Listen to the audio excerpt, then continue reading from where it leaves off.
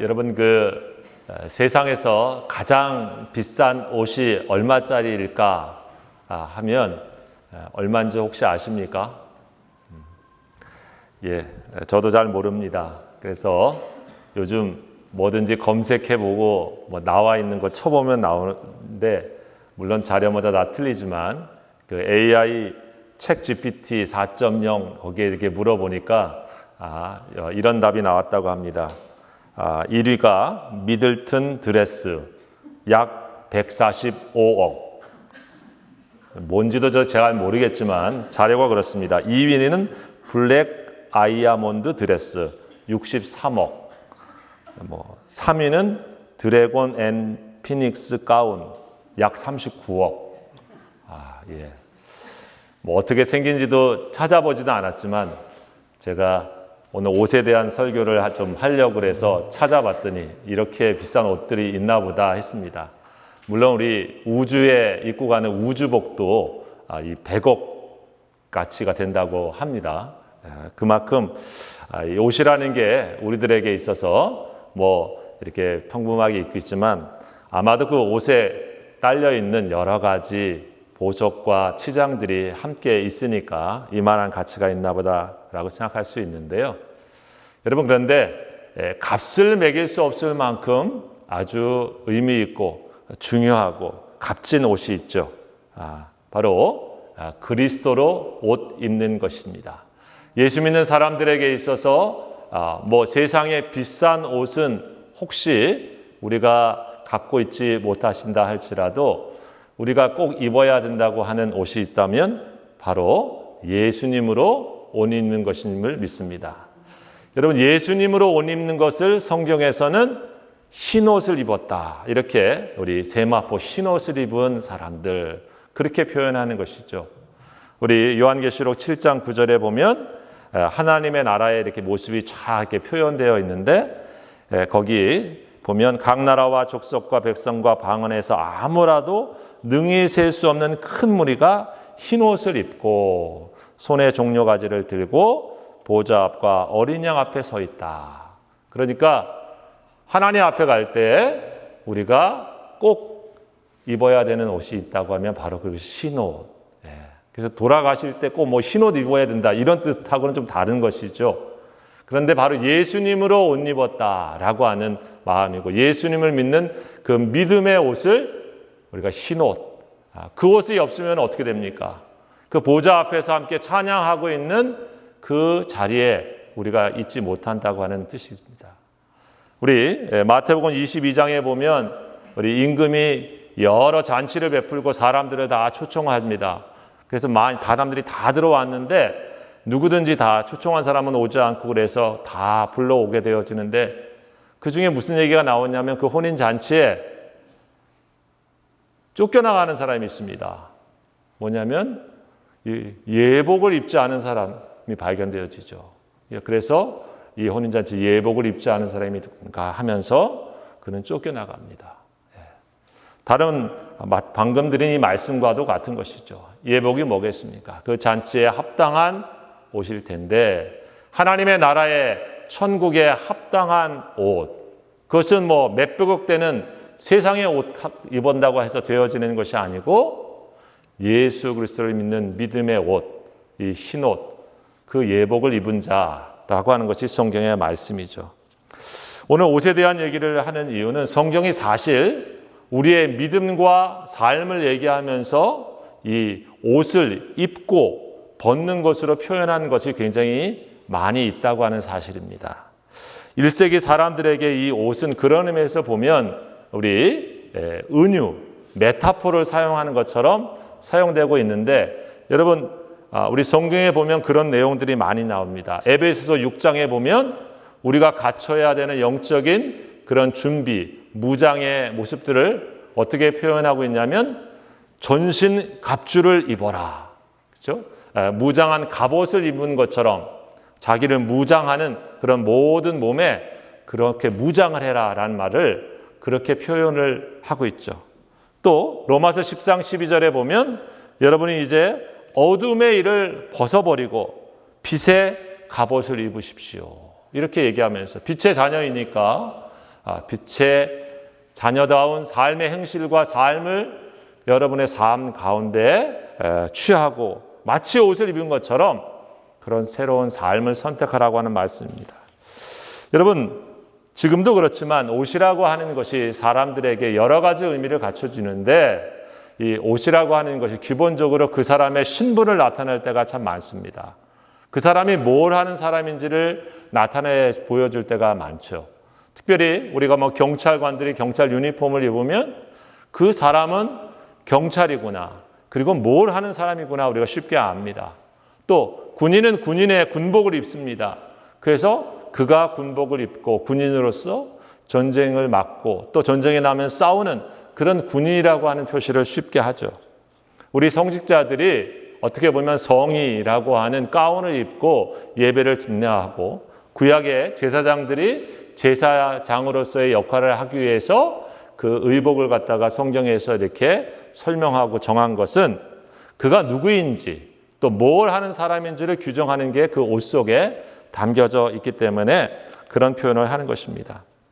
여러분, 그래서 우리가 옷을 벗는다 이런 표현을 쓰지 않습니까? 그냥 옷을 벗는다, 그 사람 옷 벗었어 라는 말을 쓸 때는 사실 그 사람이 갖고 있는 그 포지션, 그 지위, 그 신분을 갖다가 잃어버렸어 라고 하는 의미를 우리가 쓰게 되어지죠. 불명예스러운 의미로 쓸 때도 많이 있습니다. 여러분, 예수님께서 십자가에 달리셨는데 그냥 달리신 것이 아니라 예수님의 겉옷과 속옷이 다 벗겨지시고 빼앗겨 버렸습니다. 죄인으로서 죄인이 아닌데도 죄인 취급을 당하시면서 죄의 형벌을 받으시는데 그 옷을 다 벗겨버리신 것은 그 모든 신분과 그 모든 것들을 갖다가 다 없애버리면서 수치심을 더 심겨주는 그런 것이죠. 바로 그런 옷이 그런 의미에 있습니다. 그래서 오늘 성경에 우리들에게 무슨 말씀을 하고 있냐면 여러분이 옛 사람을 벗어버려라. 그리고 새 사람을 입어라. 이렇게 말을 하고 있습니다. Put away your former way of life. 이전에 있었던 삶의 방식들을 갖다가 이제 벗어 던져버려라. 여러분은 새 사람을 입었다. 새 사람이 되었다라고 하는 말씀을 해주고 있습니다. 그래서 오늘 성경에 우리들에게 옛 사람의 모습을 다시 한번 얘기하고 옛 사람의 입었던 삶의 특징들을 얘기하면서 동시에 이제 여러분은 새로운 사람이니까 새로운 삶의 옷을 여러분의 삶에서 취하고 그것을 갖춘 사람이 되십시오 라고 말씀하고 있다고 하는 것이죠. 여러분, 오늘 성경의 옛 사람의 옷, 옛 사람의 그 삶의 특징이 무엇입니까? 5절과 6절에 많이 언급되고 있는데요. 음란과 부정, 사사로운 욕심, 악한 정욕, 또 탐심. 8절에 보게 되어지면 분함, 노여움, 악의, 비방, 입에 부끄러운 말, 서로 거짓말하는 것 등등. 여러분, 이 말씀은 사실 에베소서, 곧 이 골로새서의 쌍둥이 서신이라고 하는 곳에 보게 되어지면 거의 비슷하고 더 자세한 말씀이 나오기도 합니다. 에베소서 여러분이 나중에 보시게 되어지면 사도 바울은 이 소아시아의 같은 지역이지만 그래서 에베소서한테도 보내고 있는 말씀이 굉장히 일치하고 있는 일이 많고 또 이 골로새 교회에 보내고 있는 말씀이 거의 동일한 말씀, 비슷한 말씀이 반복되고 있는 것을 우리가 확인할 수가 있습니다. 그래서 그 에베소서 4장 22절에도 보게 되어지면 여러분들이 유혹의 욕심을 따라 썩어져가는 구습을 따르는 옛사람을 벗어버리십시오. 또 말씀을 하고 있습니다.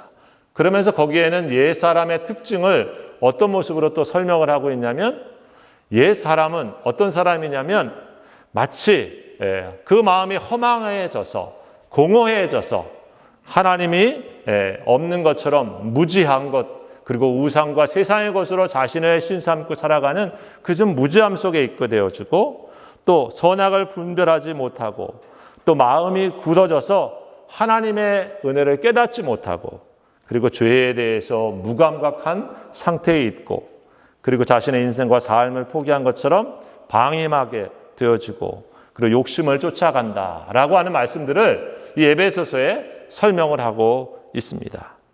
자, 이러한 옛사람의 모습은 사실 여러분 어떻습니까? 우리 삶의 자리에서 우리가 흔히 보고 있는 그러한 모습 아니겠습니까? 나는 이런 사람하고 너무 관련이 없어. 나는 정말 새로워. 이런 분도 우리 중에 간혹 있으신지 모르겠지만 사실은 어떻습니까? 이런 옛사람의 모습이 우리에게 있어서는 옛날 사람처럼 옛날 전에는 내가 그랬어. 이제는 안 그래. 그래야 되는데 사실 우리의 모습은 여전히 그렇지 않는 모습들을 가지고 있다고 하는 것이죠.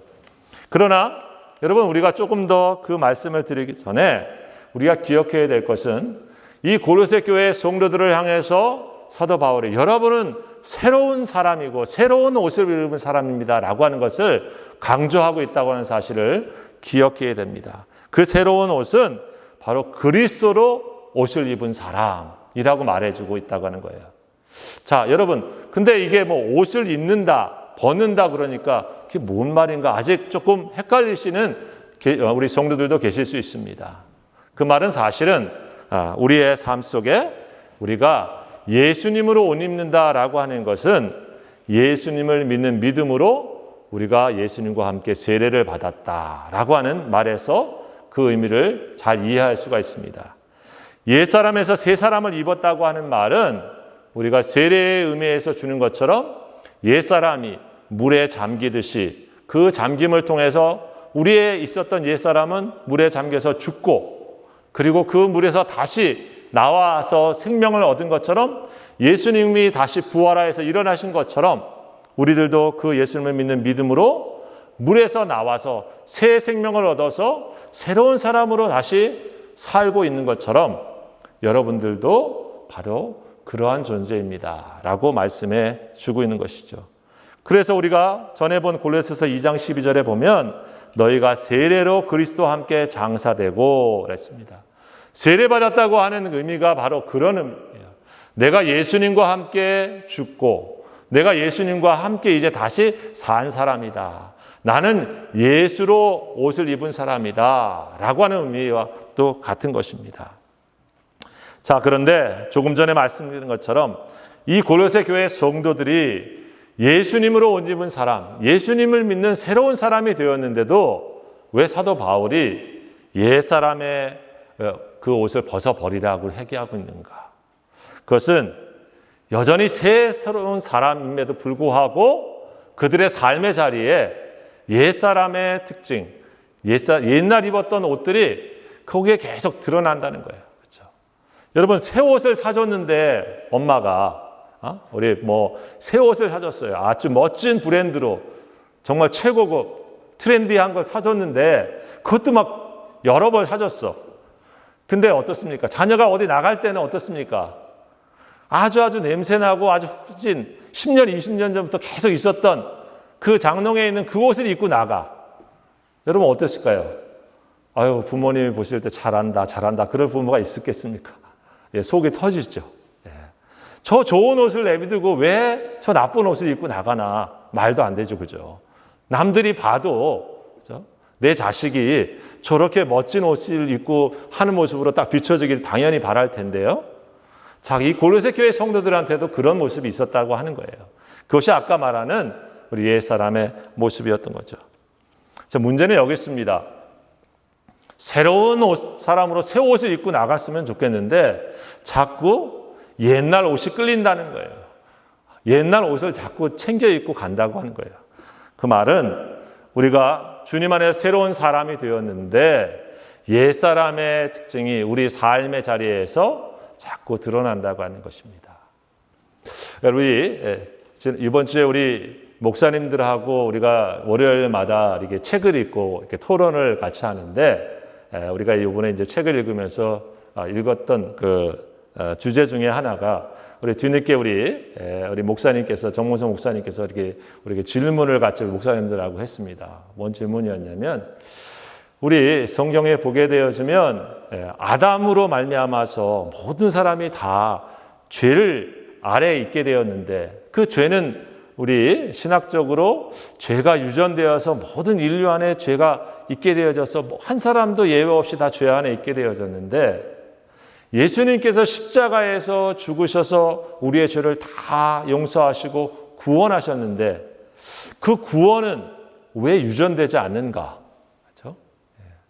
우리 권사님이 그냥 예수님 잘 믿으셨으면 그 자식과 또 손자와 이 사람들은 다 그냥 구원이 전달이 그냥 유전적으로 다 이렇게 되면 그냥 자동적으로 구원이 그냥 더 잘 될 텐데, 그죠? 죄는 유전이 되어서 모든 사람들이 죄 아래 있게 되었는데 왜 구원의 은혜는 유전되지 않는가? 그래서 한참 우리가 이렇게 토론을 했습니다. 예. 물론 결론은 나지 않고 또 다음 주로 컨티뉴 되었습니다. 근데 여러분, 더 죄가 유전이 안 될 뿐만 아니라 어떻습니까? 우리 자신에게 한번 내가 예수님을 믿어서 죄를 용서받았는데 유전은 고사하고 내 안에 죄를 계속 짓습니까? 안 짓습니까? 죄의 영향력이 계속 있습니까? 없습니까? 다른 내 아들한테나 다른 사람한테 은혜가 유전되는 건, 유전되어서 가는 거는 둘째치고 아직 우리 안에도 그런 문제가 남아있다는 거예요. 그죠? 예. 여러분만 남아있는 게 아니고 저도 남아있죠. 예. 나만 남아있는 게 아니고 사도 바울도 남아있었어요. 이 서신을 쓰고 있는. 그래서 로마서에 사도 바울이 로마서 7장 21절에 7장에 쭉 그 얘기를 하고 있지만 무슨 얘기를 합니까? 내가 원하는 마음, 선을 원하는 마음이 내 안에 있는데 동시에 내 속에 악을 행하는 마음이 있다. 내 안에 죄가 있다. 그래서 내가 한 법을 깨달았는데 내 안에 선을 행하려고 하는 하나님의 뜻대로 살려고 하는 나에게 악이 동시에 있구나 하면서 자신의 실존적인 자신의 현재의 삶의 자리를 오호라 내가 참 곤고하구나 이렇게 말씀을 했다는 거죠. 그러니까 우리만 그런 것도 아니에요. 그렇죠? 그래서 우리가 현재 가질 수 있는 생각은 뭔가? 왜 옛사람을 벗어버리고 새 사람을 입으라 라고 지금 이렇게 적극적으로 말씀하고 있는가 생각해 보게 되어지면 여전히 우리가 구원받았음에도 불구하고 우리의 삶에 우리의 죄를 짓도록 유혹하는 영향력은 계속 남아 있다고 하는 사실입니다. 또한 여전히 마귀의 역사는 계속되어서 우리로 하여금 하나님의 구원의 길을 가지 못하고 그리고 새 사람의 삶의 길을 가려고 하는 데 있어서 우리에게 계속하여 거짓으로 우리를 속이는 영향은 남아 있다고 하는 것입니다. 여러분 여기에서 그러면 나는 구원받은 게 아닌가? 또 이런 고민이 될 수가 있습니다. 구원에 대해서 그래서 우리가 기억해야 될 세 가지 차원이 뭐냐면 과거의 구원과 현재의 구원과 미래의 구원이 함께 구원의 측면에는 있다고 하는 것을 이해해야 됩니다. 뭐냐면 예수님으로부터 믿음으로 의롭다. 당신은 구원받았습니다. 하나님 앞에 용서받았습니다. 라고 하는 칭의, justification, 의롭다 여김을 받는 것. 그렇죠? 우리에게 일어난 사건이죠. 과거의 구원이라고 할 수 있어요. 또 우리가 하나님의 나라에 가게 되어 어떻습니까? 우리가 영화롭게 되어진다. 그죠? 글로리피케이션, 부활의 몸으로 우리가 주님 앞에서 주님처럼 부활하게 될 것입니다. 우리 예수님이 완전히 부활한 첫 열매처럼 그것이 우리에게 미래적인 구원이라고 말할 수 있습니다. 그렇죠? 그래서 아직 다 이루어지지 않았지만 우리는 그 안에 있죠. 그럼 지금은 무엇인가? 지금은 성화의 구원이에요. 성화적인 구원이에요. sanctification. 우리가 그리스도를 닮아가면서 그리스도와 교제하면서 주님의 형상을 우리의 삶 가운데 이루어가는 현재적인 구원. 그 자리가 저와 여러분에게 있는 우리 지금의 자리입니다. 그래서 구원은 칭의로 시작되었지만 의롭다 되었지만 거기가 끝이 아니고 구원은 또한 우리가 오늘 주님과 함께 닮아가는 성화된 성도로서의 삶, 오늘 설교와 같이 새 사람을 입는 성도로서의 삶이 같이 있는 겁니다. 그것이 함께 갔을 때 하나님 앞에서 우리가 부활의 몸으로, 영화로운 몸으로 구원을 이루게 되어진다. 그래서 여러분, 우리 다른 성경에 보게 되어지면 우리가 이미 예수님을 믿었습니까? 여러분 안에 생명이 있습니다. 여러분 안에 구원이 있습니다. 라고 이루어진 사건을 강조하죠. 또한 어떤 것은 어떻습니까? 여러분, 두렵고 떨림으로 오늘 구원을 이루어 가십시오. 바로 우리 늘 주님과 사랑의 교제 속에서 성화의 구원을 이루어 가야 되는 오늘 우리의 현재를 말해주고 있는 것이죠. 여러분, 그런 의미에서 오늘 우리가 기억해야 될 것이 뭡니까? 고로새 교회 성도들에게도 여전히 오늘 그 자리가 있다는 거예요. 그래서 사도 바울이 무슨 고백을 합니까? 고린도 전서 15장에 내가 날마다 죽노라 그랬습니다. 날마다 죽는다고 하는 말이 뭐겠습니까?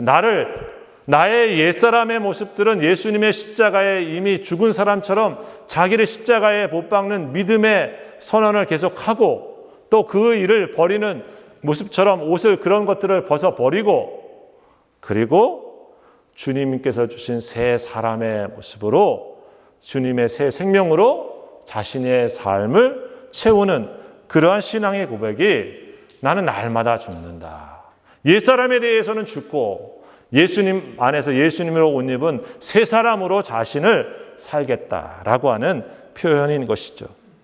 여러분, 우리가 어떤 자세가 잘못되어져서 교정을 받을 때가 있지 않습니까? 우리 학생들도 이렇게 크다 보면은 자세가 우리 스마트폰 많이 봐서 자세가 이렇게 허리가 굽을 때가 있어요. 그래서 치료도 받고 교정도 합니다. 그런데 어떻습니까? 이 교정한 자세가 잘 좋다가도 잘못된 생활과 습관이다 보면 어떻습니까? 안 좋은 옛날 모습으로 자꾸 돌아간다고 하는 것이에요. 우리에게는 옛 성품으로 자꾸 돌아가려고 하는 경향이 여전히 남아있다고 하는 것을 인정해야 합니다. 그런 의미에서 우리에게 할 일이 무엇입니까? 하나님께서 우리를 성화로 구원을 이루어가는 과정 속에 주님의 은혜로 우리를 이끄시지만 그 가운데 우리가 믿음으로 결단하고 헌신하고 순종하면서 주님의 역사에 믿음으로 반응하는 우리가 해야 될 일이 있는 것입니다.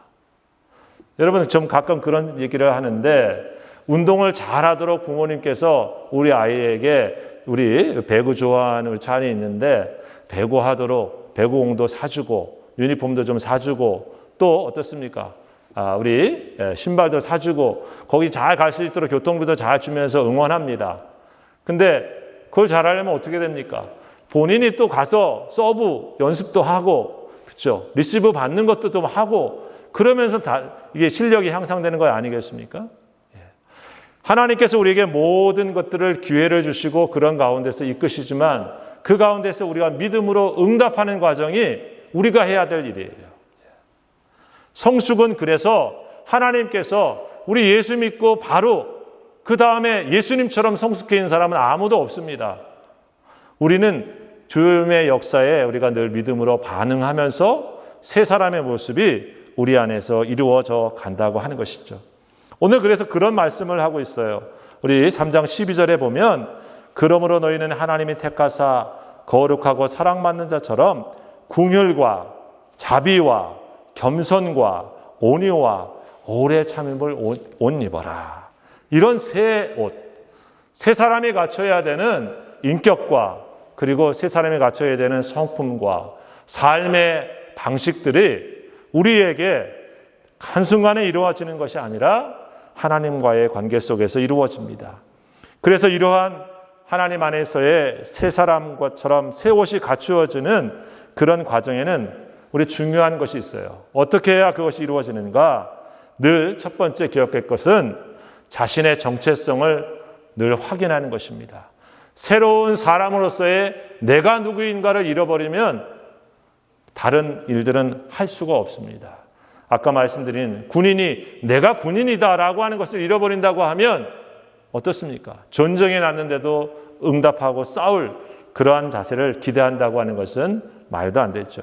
오늘 이 말씀 속에 여러분 특별히 우리 성도들이 기억해야 되는 자기 정체성을 말하면서 12절에 뭐라고 말하고 있습니까?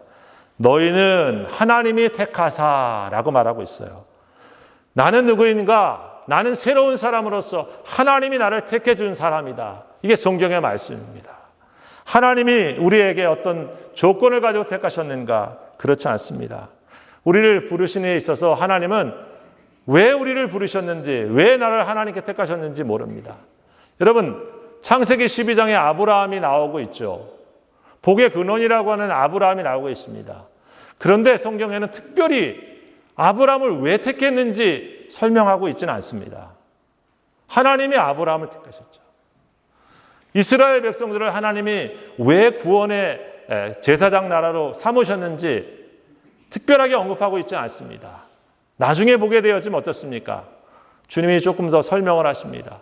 그들의 그 약함과 부족함을 통해서 하나님께서 강한 자를 부끄럽게 하시려고 하는 거예요. 약한 자를 택해서 강한 자를 부끄럽게 하시고, 없는 사람을 택해서 있는 자를 부끄럽게 하셔서 하나님을 드러내시고자 하셔서 그들을 택한 것이지, 그들이 택함 받을 만한 어떤 훌륭한 자격이 있어서 언급하고 있지 않습니다. 여러분, 우리 성도들도 마찬가지죠. 우리 성경의 고린도전서 1장 12절에 26절에 형제들아 너희를 부르심을 보라, 육체를 따라 지혜로운 자가 많지 아니하며 능한 자가 많지 아니하며 문벌 좋은 자가 많지 아니하도다. 하나님이 택하셨는데 그렇게 엄청난 지혜가 있는 사람, 가문이 훌륭한 사람, 능력이 출중해서 많지 않다. 무슨 얘기를 하고자 합니까? 하나님이 택하신 것은 은혜이지, 우리를 그냥 하나님 택해 주신 것이 그 은혜이시다. 그래서 새로운 사람으로 하나님이 나를 택해 주셨다고 하는 것을 생각할 때 우리는 하나님 앞에 감사한 것이죠. 내가 주님 앞에 택함 받은 자이다 라고 하는 것, 여러분 그것을 기억해야 합니다. 주님의 은사와 부르심에는 후회함이 없듯이 하나님이 나를 하나님 자녀 삼으신 것, 하나님 백성 삼으신 것, 성도로 삼으신 것, 하나님께서 후회하지 않으신다. 그러면서 말씀합니다. 성경은 더 우리가 누구인가? 하나님 택하사 거룩하게 하셨다. 거룩한 존재. 여러분, 그래서 우리를 성도라고 교회에서 부르는 것이 무엇입니까? 하나님께서 거룩하게 하셨다. 이 말은 우리는 아무 죄를 짓지 않는 그런 깨끗한 사람들이고 앞으로도 그럴 거다, 이런 의미보다는 예수님의 십자가의 보혈의 피로 우리를 용서하셔서 하나님의 것으로 삼아주셨다. 하나님의 것으로 구별해 주셨다. 그게 거룩의 의미입니다. 거룩은 세상의 것과 대비해서 우리를 하나님의 것으로 구별된 존재, 그게 거룩이에요. 그래서 나는 누구인가? 나는 죄 하나도 안 짓고 때 하나도 안 묻는 그런 의미에서 거룩이 아니고 주님의 사람으로 내가 구별되어졌다. 그렇죠? 하나님의 것으로 쓰임받기 위해서 구별한 것. 여러분, 그래서 우리가 성물이라고 하지 않습니까? 우리의 존재를 그래서 성도라는 거예요. 내가 주님께 구별되어졌구나. 그렇죠? 우리 하나님의 것으로 구별되어졌어요. 그것이 자기 존재에 대한 생각을 가져야죠. 내가 세상에 똑같이 다른 사람하고 살지만 하나님께서 나를 주님의 십자가의 보혈의 피로 깨끗해 하시고 나를 구원하시고 예수님의 것 삼으셔서 구별된 존재, 여러분 그것이 성경에 말씀하고 있는 말씀이죠. 그러면서 말합니다. 여러분은 누구인가? 오늘 보니까 하나님이 택하사 거룩하고 사랑받는 자처럼, 하나님이 사랑하는 존재라고 말씀합니다. 깨끗해서 우리를 구별해서 그냥 구원해 준 존재로만 끝나는 게 아니고 하나님이 엄청 우리를 사랑하고 계시는, 사랑받고 있는 자다. 그렇죠? 내가 새 사람이니까 새롭게 살아야지 라고 생각하기 전에 내가 누구인가? 자기 자신에 대한 생각이 다시 한번 확인돼야 돼요. 내가 이렇게 하나님께 사랑받고 있는 자라라고 하는 것부터 깨달아야 된다고 하는 것입니다. 예수님께서 십자가에 자신을 내어주기까지, 자신의 생명을 우리에게 대신 주시기까지 사랑받은 존재가 저와 여러분이라고 성경은 말씀합니다. 여러분, 그래서 요한 사도는 우리가 사랑하는 것은 우리가 먼저 그를 사랑한 것이 아니라 하나님이 우리를 사랑하신 것이다. 그러면서 말씀합니다.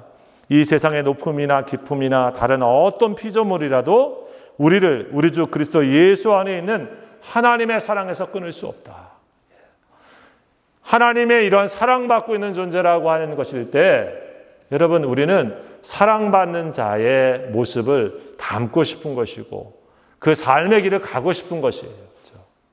예수님께서 이 길 안 가면 앞으로 화내고 거짓말하고 이러면은 땡이야. 이래서 우리가 갈 수 있는 길이 아니고 우리 주님께서 나를 값없이 택해 주시고 나를 주님의 것 삼으시고 거룩한 존재로 삼아 주셨고 나를 끊임없이 하나님 사랑하고 계시기 때문에 그 은혜에 우리가 믿음으로 응답하고자 새 사람의 모습을 우리의 삶의 길에서 선택한다고 하는 것입니다. 여러분, 긍휼하고 자비하고 겸손하고 온유하고 오래 참는 이런 멋진 모습을 우리의 삶 속에서 우리가 구현하고 또 우리의 삶에서 나타나기를 원하는데 그러려면 내가 누구인가? 자신의 정체성을 말씀 안에서 확신해야 돼요. 하나님께서 나를 이렇게 사랑하신 존재구나. 그러면서 어떻게 해야 됩니까? 삶의 자리에서 하나님의 뜻과 하나님의 의지가 자신의 것이 되도록 믿음의 길에서 늘 선택하는 길을 걸어가야 됩니다. 여러분, 세상에 믿지 않는 사람의 특징과 믿는 사람의 특징이 뭐겠습니까? 겉으로 봐서는 뭐 차이가 없습니다. 그 중심의 차이는 뭐냐면 우리를 만드신 하나님의 의지, 하나님의 뜻을 삶의 중심에 가지고 그 하나님의 결정을 따라서 삶의 의미를 쫓아가는 사람들이 예수 믿는 사람들이에요. 여러분, 그런 의미에서 이 세상은 하나님 중심으로 그 마음의 삶의 가치를 쫓아서 결단하고 생각하며 사는 사람과 자기 생각과 자기 의지와 자기 가치를 쫓아서 살아가는 사람과 그것이 차이가 있는 겁니다. 후자는 옛사람의 특징인 것이고요. 전자는 바로 새 사람의 특징인 거예요. 새롭게 되었다고 하는 것은 그래서 로마서 12장 2절에 있는 말씀처럼 너희는 이 세대를 본받지 말고 오직 마음을 새롭게 함으로 변화를 받아 하나님의 선하시고 기뻐하시고 온전하신 뜻이 무엇인지 분별하도록 하라. 여러분, 우리가 오늘 매일매일 그래서 살면서 하나님께서 우리의 삶에 기뻐하시는 것이 무엇일까? 하나님께서 선하게 여기시는 것이 무엇일까? 여러분, 그것을 삶의 중심에 가지고 우리가 살아갈 때 겸손의 길을 갈 수 있는 거죠. 우리의 온유한 길을 갈 수 있는 거죠. 우리의 분냄의 길이 아니라 조금 더 주님 앞에서 주님의 마음을 가지고 오래 참을 수 있는 인내의 마음을 우리가 선택하고 그 길을 갈 수 있는 겁니다. 여러분, 이 마음은 오늘 성경의 말씀처럼 날마다 우리의 마음을 새롭게 하시는 성령의 도우심을 우리가 늘 받을 때 가능합니다.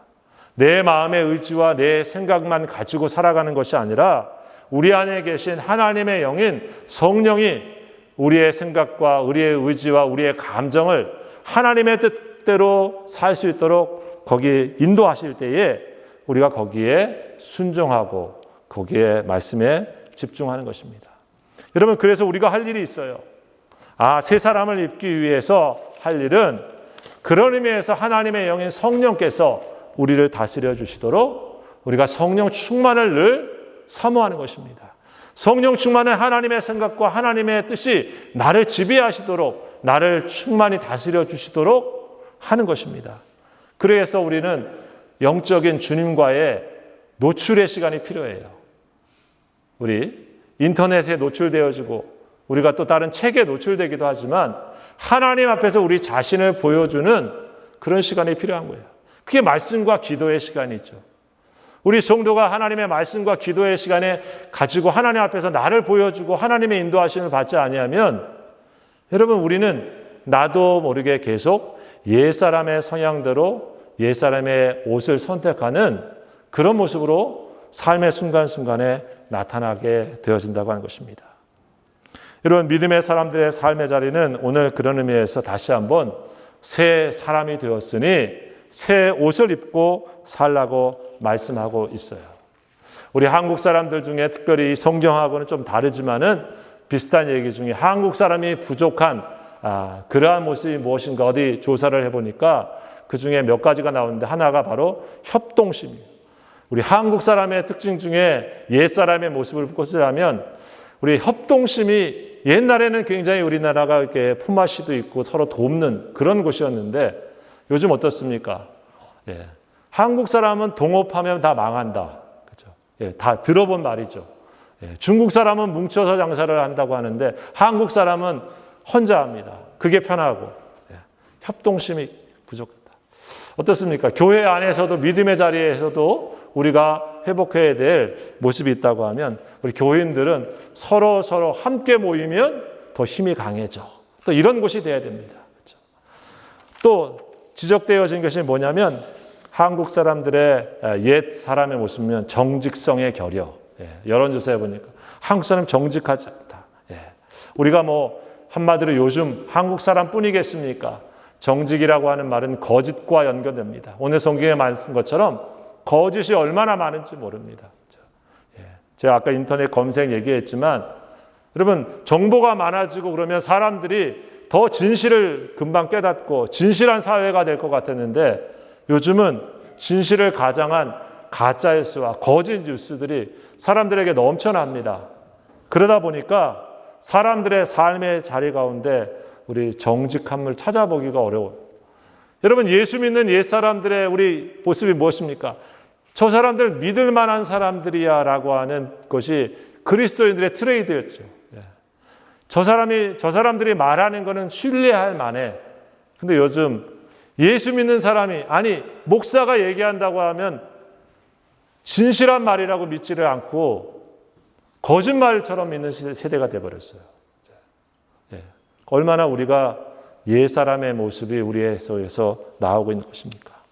우리가 버려야 될 옛사람의 모습이겠죠. 그리고 한 가지 더 한국 사람에 대해서 얘기한 여론조사에 보니까 버려야 될 옛사람, 극심한 비판성이다 그랬습니다.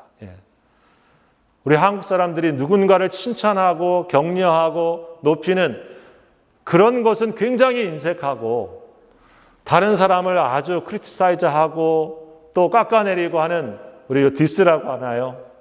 비판하는 것, 비판을 위한 비판, 그렇죠? 상처내기 위한 공격적인 비판.